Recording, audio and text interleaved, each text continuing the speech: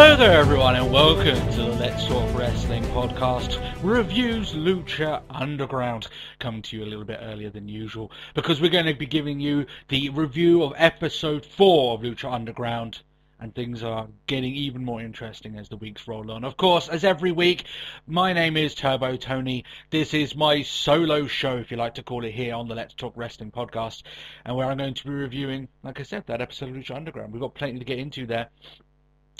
Just before we get started, of course, if you do want to interact with us on our Facebook, you can do so at facebook.com/Let's Talk Wrestling Podcast. You can also drop a line to us on our Twitter at TalkWrestlePod, and that way you can interact with us, ask us any questions that might get answered, either if it's a Lucha Underground specific question on this show or on our weekly episodic shows at the weekend that we do, which we're up to episode 114 this week, so we've got plenty under our belts and a lot of stuff to go. I just want to say thank you to everyone that's made this particular series of reviews as successful as it was. I honestly didn't think that we would get that much, and it seems to be doing quite well. It seems to be doing all right for us.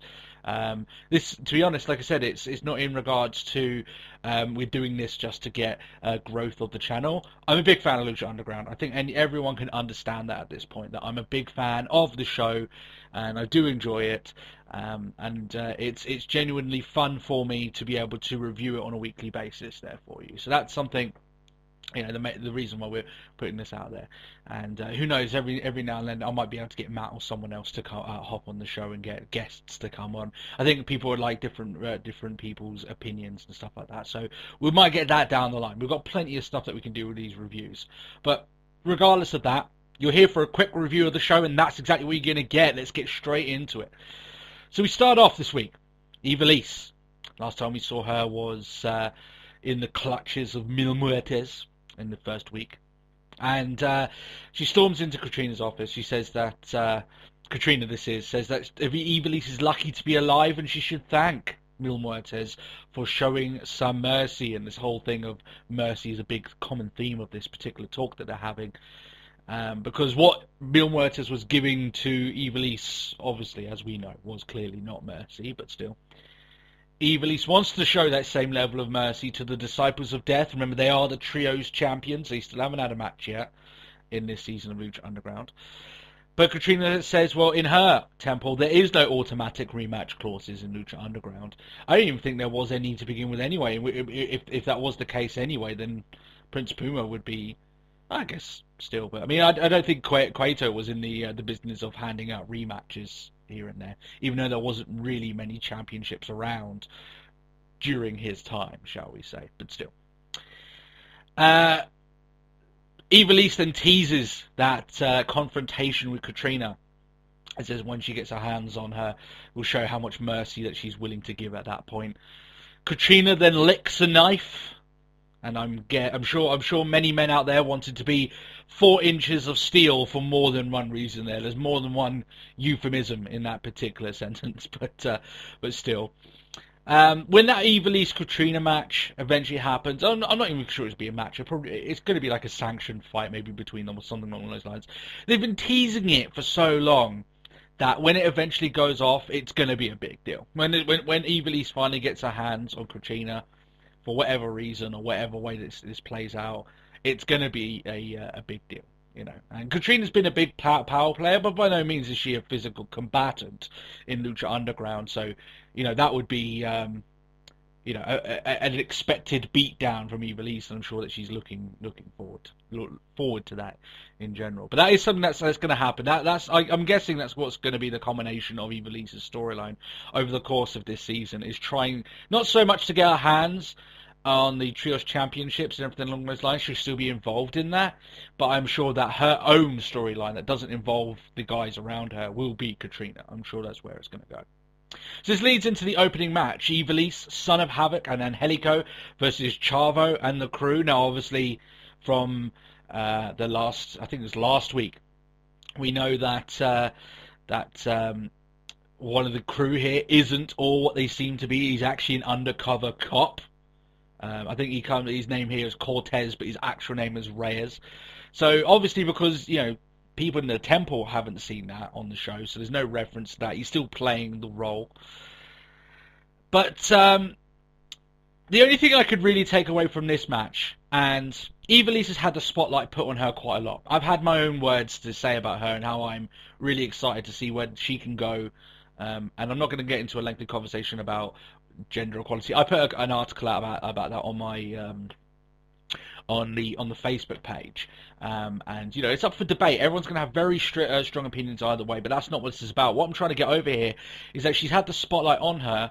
I'm glad that technically the spotlight in this match was put on Angelico instead, because this guy's offense is so unique. It's so free flowing. It's almost seeing like you know, it's like when you're watching a Tony Hawk skateboard video game, and they're doing these long combos, moves into moves into moves into moves, and it never seems to stop.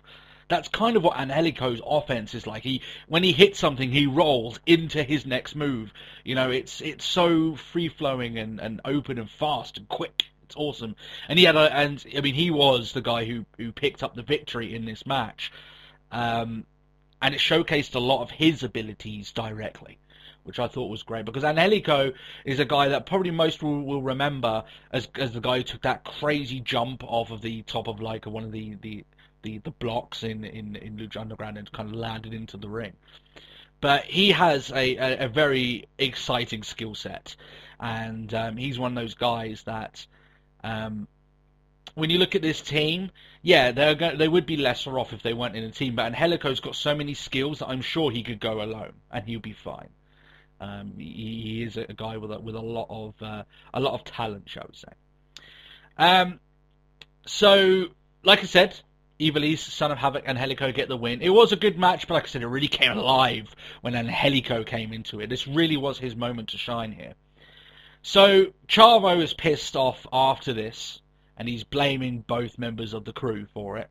But before really anything can, you know, come of it, Tejano shows on up and he clears the ring. Now, this is the first appearance from Tejano in this season. But I have to admit, when you look at the history of Lucha Underground, and like I said, I'm a big fan here, and maybe I'm looking at things too deeply because I feel like I have to criticize something to at least have a review with some critique here and there. But when I look at this rivalry, and it was probably the weakest match of Ultima Lucha last season, Chavo is a guy that I appreciate, but has never really excited me too much. Yeah, Tejano is fine. I like him. That's okay. But this rivalry, which is going forward, I'm not that interested in. I'm not as invested in this particular storyline than maybe I am some of the other ones. That's all I'm saying. And like I said, maybe it's just me trying to point out something negative because I don't want to be singing Lucha Underground's praises the entirety of this season without at least pointing some of the bits that didn't work as well. That's point of for me trying to make a well-rounded review. So don't jump on me or anything, but that's just my opinion on that anyway. But I'm sure it'll be okay. It doesn't excite me nearly as much as some of the other stuff that Lucha Underground's got going for it.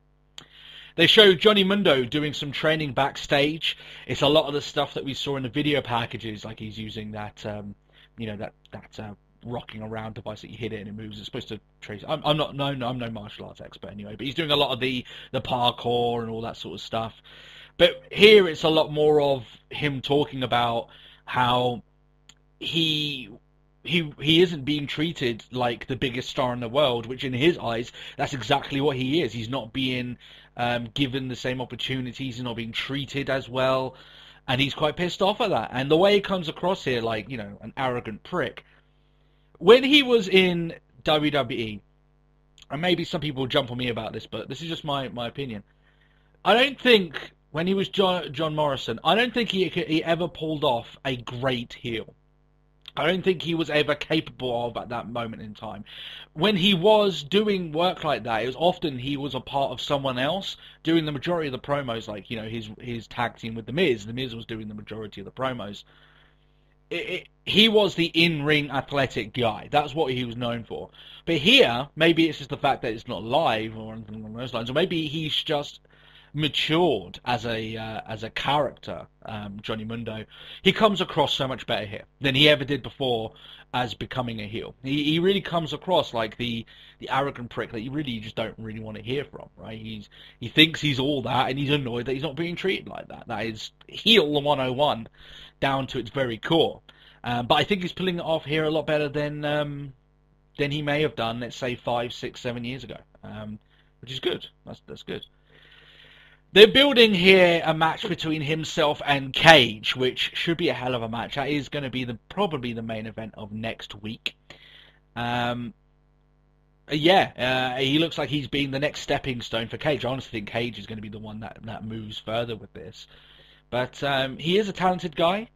When he's saying a lot of the stuff here that he's the reason why Lucha Underground's put on the map. A lot of the early times of Lucha Underground, he was really one of the only known American stars really involved in the company, and he was being treated, like a big deal. It was him and Prince Puma for the championship, right? So I think the thing with heels is that the best thing about heels, and people can relate somewhat to what they're saying, still dislike them, is when there's some small sliver, if you bend your way of thinking, some slither of truth in what they're saying, that you can understand why they feel how they're feeling. And that's kind of what I like with this interview or video package of Mundo, whichever way you want to talk about it. Joey Ryan. Oh yes, everyone knows I've talked about this guy before. He is speaking to Reyes. Now obviously we know that they're both undercover cops. And he's like playing this role here of Joey Ryan. He's speaking to Reyes, his other guy backstage. And he's going, I've seen that you've taken quite a bit of a beating. But he's kind of taunting him, kind of pushing his buttons a bit. And he's saying that, I'm always going to be a better cop than you because I'm willing to do what needs to be done. And this role is like tailor-made for Joey Ryan. It's perfect for him because he comes across as this sleazy cop who really doesn't really look like he cares whether or not he's corrupt or not. I honestly think that his storyline is that he's gonna end up becoming corrupt. That Reyes is the one that kind of does things by the books. Joey Ryan is gonna go behind people's backs and and all that sort of thing. He may even completely go against the police or something along those lines. But he looks like he's gonna rip someone off. And talking about rip-offs, he looks the spit image of a porn star rip-off Magnum PI. He looks like Tom Selleck's porn star son, which, by the way, is by complete design. That is exactly how he wants to look, and he comes across there. That is one mighty mustache, I have to say. And I think he's a great acquisition for Lucha Underground. I honestly think so. He brings a different element, a different kind of character that you just don't see that often in Lucha Underground, which I think Lucha Underground is a prime location for what Joey Ryan can do there. He says his match is up next, and he's going to be confident of pulling off what he calls good old-fashioned police work. So, yeah, that's what I think about Joey Ryan. His match is next, however, and people know that I've got a nickname for this guy now. I don't know if someone said it first, but it's just what I call him. I call him the man with the iron penis, because we've all seen those clips of him flipping people over with just his manly manhood, shall we say. And when he comes in, his entrance alone, where he takes oil, rubs it over his hairy chest, and then drizzles a little bit on his manhood, I could not explain what this guy is about better than what this entrance did. It literally, if you want to know what Joey Ryan is and what this guy's about, just watch the 10-15 seconds of him coming to the ring and doing what he does here. It's exactly what you can expect from the guy. He is entertaining. There's just nowhere else to say it. Now, Cage, on the other hand, he is an absolute tank. I said before that he looks in better shape than what he was in last season. And his physique is absolutely immense. But we know that none of that counts when you're going up against the man with the iron penis. You can have all the muscles you can, but Joey Ryan is the man with the iron penis. That sort of masculinity is enough to strike fear into any man, of course. moving on anyway. I thought this was a good match. I thought it was alright. Joey Ryan actually got a lot of offense in throughout this match. Actually, Cage looked like he got lucky in the end to really put this guy to bed, because Ryan was dishing out a ton of offense here. And the good thing about Ryan is, he comes in like this. He's playing this sleazy sort of guy, this 80s porn stash character. But he is a good worker. He can wrestle a decent match. You can come in with the greatest charisma, a really good character, and portray yourself really well. If you can't get it done in the ring, then people just don't want to hear from you. Ryan can, and he showed that in this match, that he's well equipped in manliness and in-ring, acumen, shall we say. He's when I'm saying stuff like well-equipped, I know where it's leading to, guys. I'm not actually meaning it, but it's just coming out that way. That's just how much of a man this guy is, right? Cage eventually does beat him. He dispatches him. Straight afterwards, he's mouthing off to Mil Muertes, who's still standing up like Shao Kahn from Mortal Kombat, just looking over all of his peasants. But Mundo comes out, gives him a spear for his troubles, but a spear to Cage really isn't that much. He rallies and gives Mundo the Weapon X, which is initially it looks like it's a weird move, but when it eventually lands, it looks pretty dirty, so fair play. And I thought this was a good match for the time that they had. It wasn't a long match, but Ryan had some good offense, and it builds up Cage for this match that he's going to have next week against Johnny Mundo.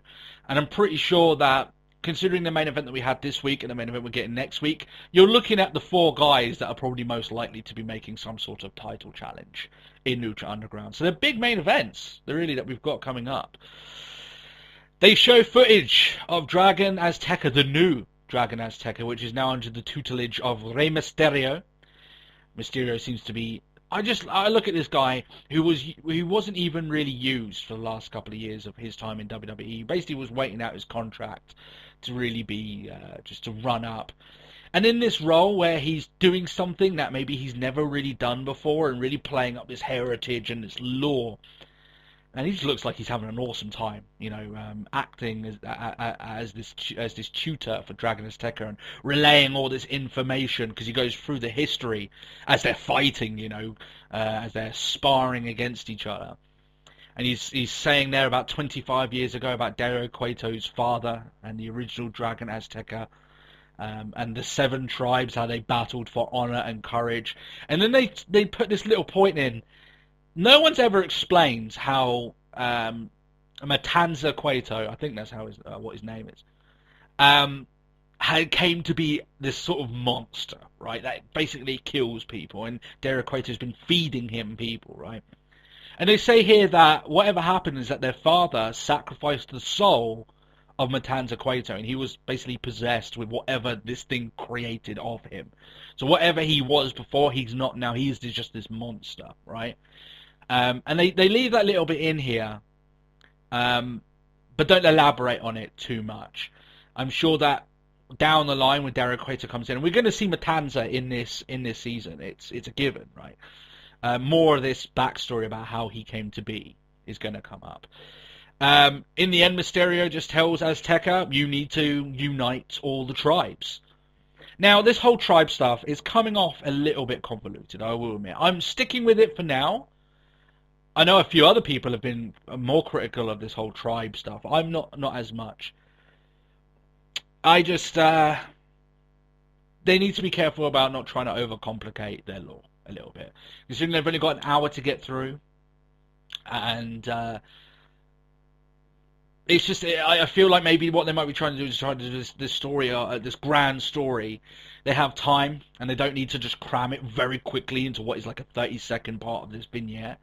It can be told over time, in little bits here. Let us build it up. They're basically bombarding us with knowledge. And when you're trying to build up this lore, it's good for us to give us our own time to kind of piece things together, and then eventually you give the answers. But they've only got an hour a week. Maybe they've got plans down the line, and they still need to give us... good matches and storylines in the interim. Maybe they feel they just don't have time. So if they're trying to get over this storyline, they have to just bombard us with this information very quickly. But that's fine. This leads to the main event: Prince Puma versus Pentagon Jr. Now this This is a big main event. When you're talking about the big characters of Lucha Underground, we're talking the titans of this show. You're talking about Prince Puma, you're talking about Pentagon Jr, and you're talking about Mil Muertes. So really, you're talking about a lot of the three guys that were, you've got one looking at these two guys fighting. There's some big titans in this match here. This is a big deal, this match. And I thought it was a great main event. I actually really enjoyed this. There was a chop here from Pentagon Jr. that sounded like someone had fired a gun. That was the noise that came off it. I said before that they've got away. Maybe it's in editing, they boost it up, or maybe because it's in an enclosed space, they've got the mics close or whatever. Whenever they hit their super kicks or these chops, it sounds like a thunderbolt. It sounds like someone's, fired a gunshot. It just, the noise is so loud, and so it gets such an impact on it. And maybe that's just the case because, in WWE with these large arenas, right, sometimes the sound can be drowned out a little bit, by just the amount of people there for one and everything like this, and just how large the building is. But regardless of that, whatever reason it is, it just sounds so satisfying when they're hitting these guys. It's just a proper bang, and then and you've got Pentagon Jr. even spitting out as he gets kicked. That is a great sell, by the way. That is a great visual of him getting kicked. The spit goes flying, got the noise. Oh, it's beautiful. It's awesome stuff.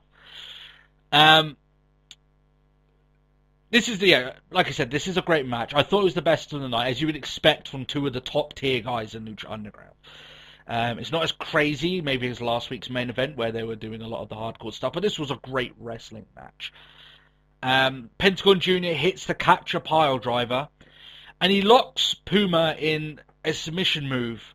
And just off the top of my head, I can't remember the name. It's like a surfboard where you lock the legs around him when they're on the face back, and you kind of drag that. You see Bryan do a lot, Daniel Bryan in his wrestling acumen, right? So he kind of does the same thing, but then rolls him onto his shoulders. So they both got their shoulders on the mat.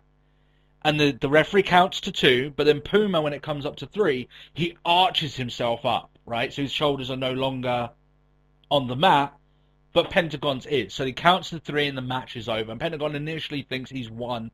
He's going over to celebrate, thinking clearly he must be the number 1 contender for the championship at this point. He just beat Prince Puma, for God's sake. But the referee's like, no, I'm raising up Puma's hand. He's the winner. So this leaves Pentagon incensed. He takes out the referee, tries to take out Puma, but in an interesting turn of events, Puma ends up laying him out, and then sets him up for the sacrificial broken arm. I know they've been saying a lot about this, whether or not Puma's keeping his honor and stuff. They're kind of teasing it just a little bit, and you've got Vampiro looking on. He's very sort of involved in this. He's been less cold towards Pentagon. Even at the opening of the show, when they were talking about the main event, he was saying how Pentagon was going to win the match. He's very much behind him. But Puma just throws his arm away. In his eyes, he's better than that, and he goes off. He's got his victory, and he should be in line for a championship title shot. Whether or not Katrina's going to allow that to happen, or whether or not the champion's able to fight, that's a completely different story, right? So over that, you've got Vampiro just looking at Pentagon, and he's just looking like a disappointed father. He's just like, nah, we've all had it before, where you've had a parent look at you and be like, I'm not mad, I'm just disappointed. I'm just disappointed. And it looked like really that's what he looked like here. It was a great look. If that's what they were going for, he nailed it anyway.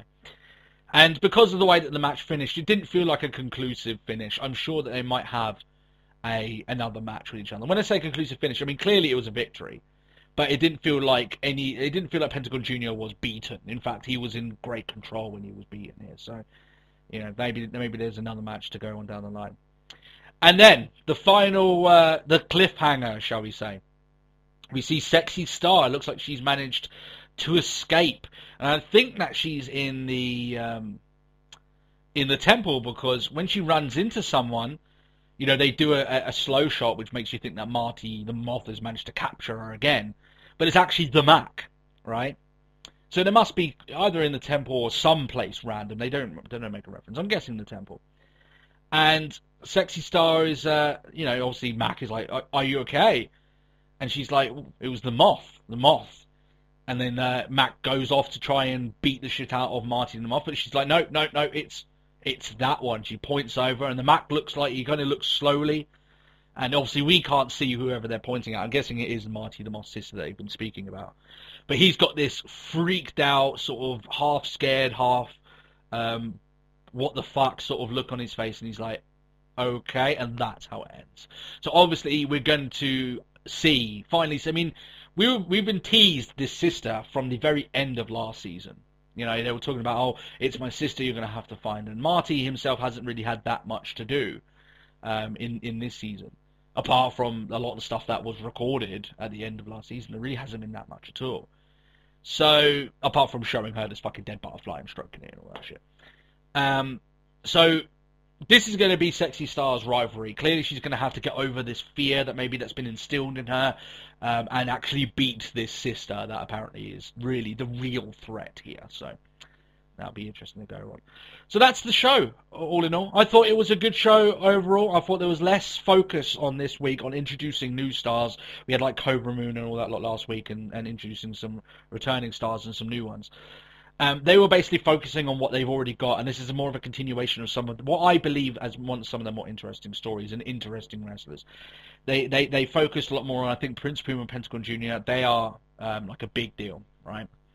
And they had a big main event. I think if you're talking about sheer Lucha Underground star power going against each other, this is probably the biggest match they've had, which is Pentagon Jr. and Prince Puma.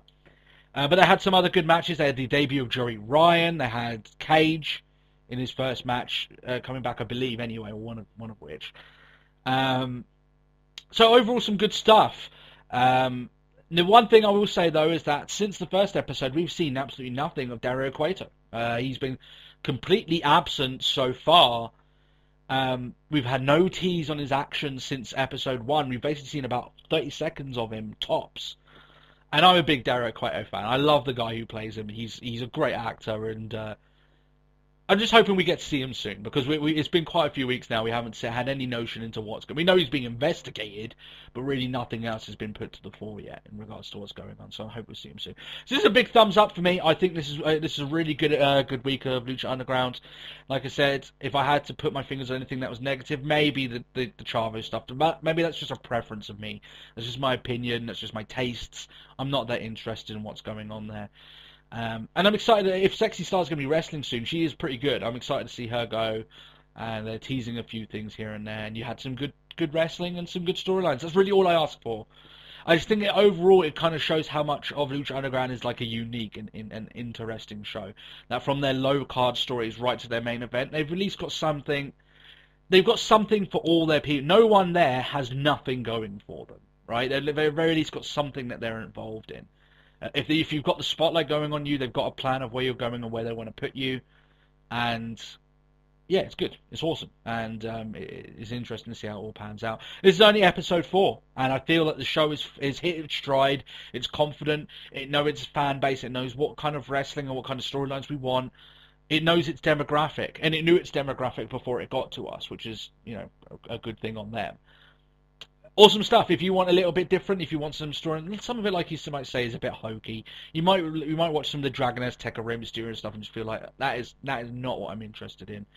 But as long as you accept it as this bombastic, larger than life world where wrestling is a conduit, not what wrestling is the only thing. You know, wrestling in Lucha Underground is a form of battle, not a amateur wrestling match. Right? It's not done that way.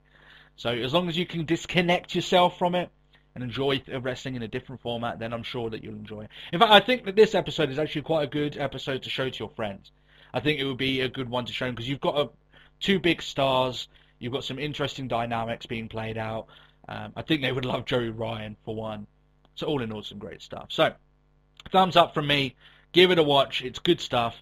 And leave any of your questions, your review, your opinion, your thoughts in the comment section below. Ask us any questions. If you want it to be answered on these Lucha Underground episodes, and like I said, just make a reference to that, and I'll make sure I put them up on here. Otherwise, it might be answered on our episodic weekly videos on the weekend. If you do want to interact with us, you can do it on our Facebook page, facebook.com/letstalkwrestlingpodcast. You can send us any audio questions to gmail.com/letstalkwrestlingpodcast. Or is it... No, sorry, I haven't got that wrong. It's letstalkwrestlingpodcast@gmail.com. There you go. It's because it comes up automatically for me. I just forget it all that. Twitter as well, at TalkWrestlePod. You can drop us any questions there. That is more of my co-host Matt's domain, so if you want to speak to him, that's the place to go. But if you want to interact with the pair of us, then the Facebook is the best place. If you want to subscribe to us and get us every week and hit that subscribe button, you can become one of what we're hoping to be 1,000 subscribers at the end of this year. We're slowly but surely getting there, but we want you to be involved in it. We're slowly getting up to 600. I'm sure we can make it. But we can get there closer with your guys' help, and that way you get all great audio content with 2 videos every week, and sometimes with the WWE pay-per-view review that comes up on every time that comes up as well. So you've got plenty of audio content for you to enjoy. All right then, I'm going to let you guys get to the rest of your days. I hope you enjoyed this review. I hope you enjoyed the episode.